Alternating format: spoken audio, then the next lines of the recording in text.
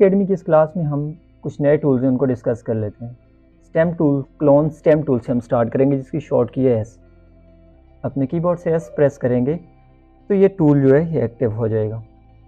तो जैसे ही हमने इस टूल को एक्टिव किया, अब टॉप के ऊपर इसकी सारी प्रॉपर्टीज़ हैं, वहाँ से आप जाके ब्रश का साइज़ जो उसको भी चेंज कर सकते हैं। हार्ड ब्रश या सॉफ्ट ब्रश जो भी आपको यूज़ करना हो वो भी कर सकते हैं।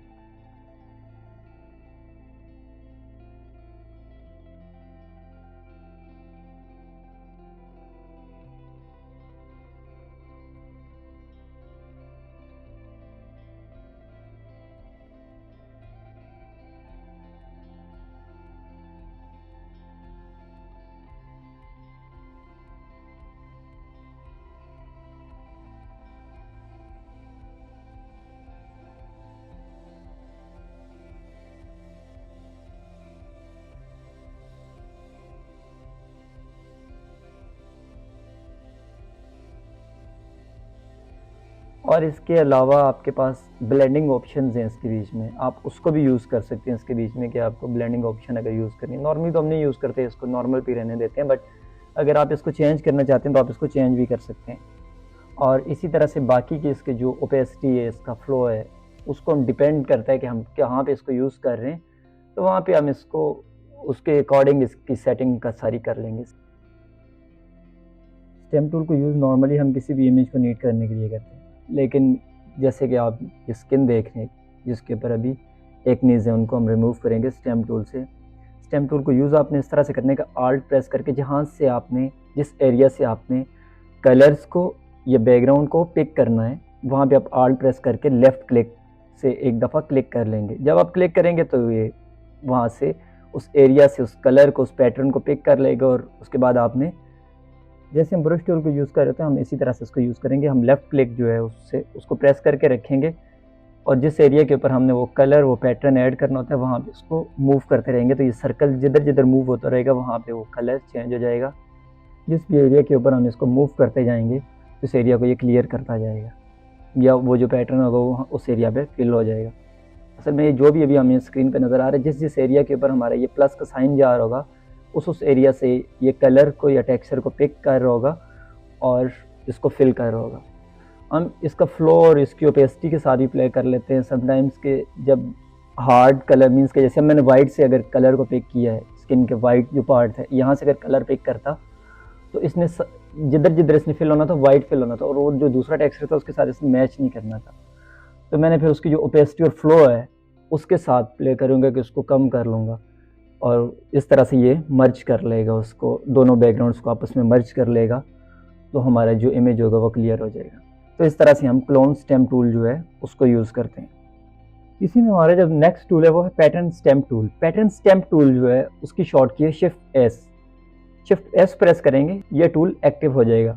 अच्छा, जो पहला हमारा स्टेम टूल है सारा ही इसकी सेटिंग्स उसी तरह से हमें नज़र आ रही होंगी, बट इसका जो यूज़ है वो डिफरेंट है। वो इस तरह से डिफरेंट है कि इसको हम यूज़ करते हैं नॉर्मली जब हम कोई पैटर्न क्रिएट कर रहे होते हैं, उसकी टाइल बनी होती है हमारे पास पैटर्न की, तो हम उसके लिए इसको यूज़ करते हैं। आपने सिंपल इस टूल को एक्टिव करना है, इसकी जो भी आपने सेटिंग करनी है, मीन्स कि आपने उसका जो ब्रश है वो सॉफ्ट रखना है या हार्ड रखना है, वो आप कर लेंगे। इसकी जो टॉप के ऊपर प्रॉपर्टी बार है, अगर आप वहाँ पे देखें तो आपके पास एक एक्स्ट्रा आपको एक फ्रेम नज़र आ रहा होगा, जिसके ऊपर अभी हमने क्लिक किया, जिसके अंदर अभी हमारे पास कुछ टेक्सचर पैटर्न्स जो हैं, इमेजेस जो हैं वो ऑलरेडी पड़े हुए हैं, उसको भी हम इसमें यूज़ कर सकते हैं।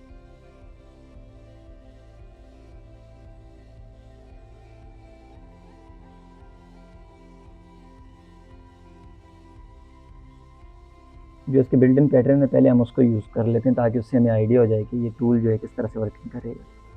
तो अभी हम सिंपल उस पैटर्न को हमने सेलेक्ट किया जो हमारे पास अभी हमें ऊपर टॉप में नज़र आ रहा है, वो हमने सेलेक्ट करने के बाद लेफ़्ट क्लिक जो है इसका, उसको होल्ड करके रखना और जो ब्रश है उसको मूव करना है कैनवस के ऊपर, जिस जिस एरिया के ऊपर हमने उस पैटर्न को फिल करना है तो ये फिल हो जाएगा।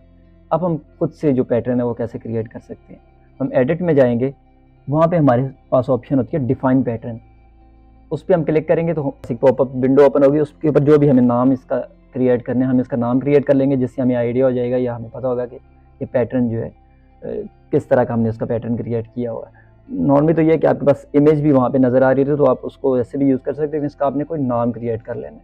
जैसे ही हमने पैटर्न क्रिएट कर लिया तो हमें हमारी जो प्रॉपर्टी है वहाँ पे ऊपर टॉप पे शो हो रहा है, जैसे बाकी पैटर्न शो हो रहा है।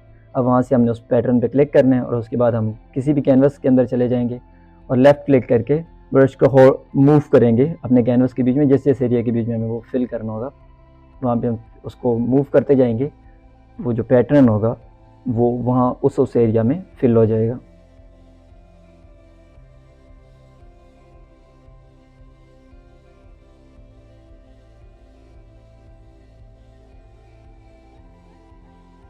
टूल को मज़ीद क्लियरिटी के साथ डिफाइन करने के लिए मैं अब पैटर्न मेरे पास बना हुआ उसको मैं पहले तो जाके एडिट से पैटर्न में कन्वर्ट कर लूँगा उस इमेज को।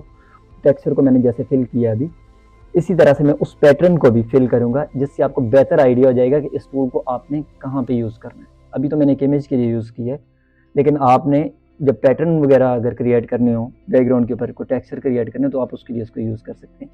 अच्छा, आपने एक चीज़ का ख्याल रखना है कि जिस भी इमेज को आपने पैटर्न के लिए क्रिएट करना हो, पैटर्न क्रिएट करना उसका अगर उसका साइज़ 400 बाई 400 पिक्सल होगा तो उससे आपका जो पैटर्न है बहुत अच्छा बन जाएगा और आप उसको इजीली यहाँ पे यूज़ कर सकते हैं। तो इस तरह से हम पैटर्न स्टैम्प टूल को यूज़ कर सकते हैं। अब जो हमारे पास नेक्स्ट टूल है वो है रेजर टूल। रेजर टूल को नॉर्मली हम यूज़ करते हैं जब हमने दो इमेजेस को आपस में मर्ज करना हो, तो उसके बीच में हम रेजर टूल को यूज़ कर लेते हैं और इसकी शॉर्ट की है ई। जैसे ही आपने ई प्रेस करना है तो ये टूल एक्टिव हो जाएगा। अब हमारे पास एक इमेज है जिसके साथ हमें बैकग्राउंड के ऊपर एक कलर ऐड करेंगे और जो टॉप पे इमेज है उसको मास्क करेंगे। मास्क करने के बाद हमने इरेज़र टूल को एक्टिव किया है और इसको इरेज कर लिया है। इस एरिया को हमने इसलिए इरेज किया कि इस पार्ट के ऊपर हम कोई टेक्स्ट वगैरह जो है उसको ऐड कर लेंगे और जो इमेज है उसको हम थोड़ा सा साइड पे मूव कर लेंगे, तो हमारे पास एक स्पेस क्रिएट हो जाएगी टेक्स्ट ऐड करने के लिए। तो इस तरह से हम इस टूल को यूज़ कर सकते हैं। नॉर्मली यही है कि आपने इरेज़र टूल को जब भी यूज़ करना है तो आपने लेयर को मास्क कर लेना और उसके ऊपर इरेज़र टूल को यूज़ करना है। और ये आपने यूज़ करना है जब भी आपने इमेजेस को आपस में मर्ज करना हो, तो उसके लिए आपने इरेज़र टूल को यूज़ कर लेना है।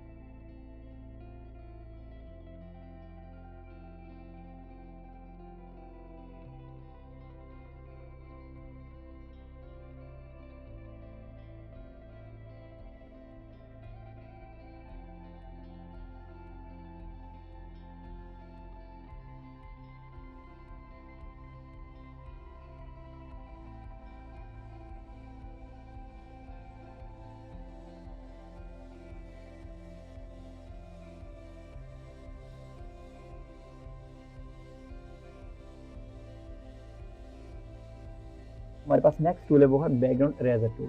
जब भी आपने क्रोमा के ऊपर कोई फोटो शूट करना है, आपने उसका क्रोमा रिमूव करना है, तो आप उसके लिए इस टूल को यूज़ करेंगे। अब इस टूल को हमने एक्टिव किया है और उसके बाद हमने जैसे हम ब्रश टूल को लेफ्ट क्लिक करके मूव करे थे, हमने इसको भी इसी तरह से मूव करना है और उस एरिया के ऊपर मूव करना है। क्लिक करके उस एरिया के ऊपर हमने मूव करना है जिस एरिया को हमने रिमूव करना है, मीन्स के बैकग्राउंड के ऊपर, इमेज के ऊपर उसको नहीं लेके आना। अच्छा, जब ये इमेज के ऊपर आएगा तो ये इमेज का कुछ पार्ट जो होगा उसको साथ रिमूव कर लेगा।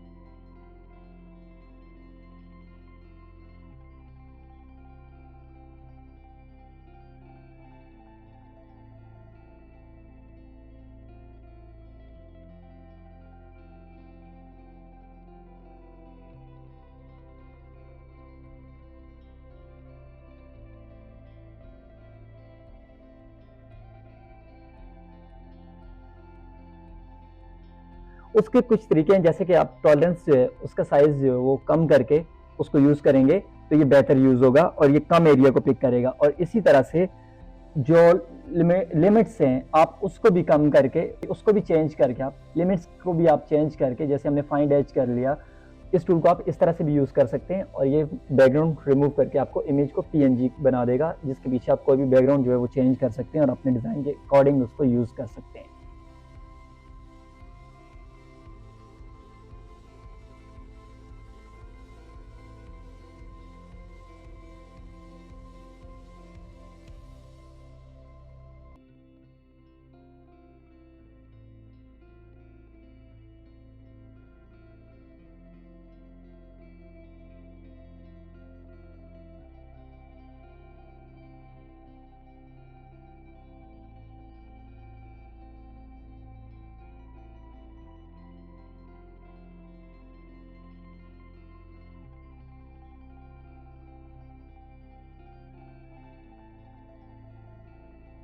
जो हमारा नेक्स्ट टूल है वो है magic eraser tool. Magic eraser tool जो है ये दूसरे दोनों टूल से थोड़ा मुख्तलिफ है। इससे हम ये कर सकते हैं कि जैसे हम मैजिक टूल को यूज़ करते हैं कि हमने सिंगल क्लिक करना है और उसने उस एरिया को पिक कर लेना है जिस एरिया के ऊपर हमने क्लिक किया होगा, उससे रेलिवेंट कलर को पिक कर लेगा, ये इसी तरह से बैकग्राउंड को पिक कर लेगा। लेकिन इसमें आपने एक चीज़ का ख्याल रखना है कि आपने जो जिस भी इमेज के ऊपर इसको यूज़ करना है उस इमेज की आपने कॉपी क्रिएट कर लेनी है और उसके ऊपर इसको यूज़ करना है। जो ओरिजिनल इमेज होगा आपने उसको एज इट इज़ अपने पास रख लेना है। माइट भी कि कुछ एरिया जो होगा उसको, जो इमेज का पार्ट होगा उसको भी रिमूव कर ले, तो आप बाद में आप इसको पेन टूल की मदद से या लासो टूल की मदद से एरिया को सिलेक्ट करके और उसकी कॉपी क्रिएट करके आप अपना जो ओरिजिनल इमेज होगा उसके साथ उसको अटैच कर लेंगे, उसको मर्ज कर लेंगे, तो वो इस तरह से आप इस इमेज को यूज़ कर सकते हैं।